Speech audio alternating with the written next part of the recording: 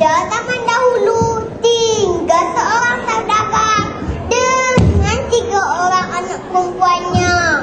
Anak sulung dan anak keduanya sangat malas dan sombong. Anak yang bungsunya pula amat sopan dan rajin. Namanya Jelita. Sebelum saudagar itu pergi berdagang, anak-anaknya telah meminta hadiah daripada ayah mereka. Saya hendakkan barang-barang kemas, kata anak sulung. Bahkan saya pakaian-pakaian cantik dan mahal, minta anak kedua. Saya hanya mahu sekuntum bunga mawar yang berkembang dan segar. Jelita memesan. Malangnya kapal saudagar itu telah dirompak lanun. Dia terpaksa pulang tanpa wang dan hadiah-hadiah telah dijanjikan tu. Oh, malang nasibku. Saudagar itu mengeluh. Pada ketika itu hujan turun dengan lebat. Dia terpaksa mencari tempat berteduh. Tidak lama kemudian dia terjumpa sebuah istana yang besar. Saya mesti bermalam di sini, bisik saudagar seorang diri. Di dalam istana itu terhidang banyak makanan, tetapi tiada orang pun di situ. Saudagar itu makan dengan sekenyang-kenyangnya dan terlena.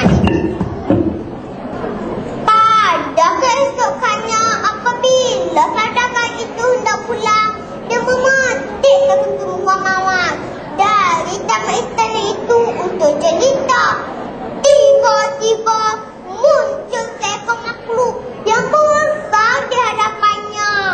Mengapakah engkau makan makananku, tidur di atas katilku dan mencuri bunga kesayanganku?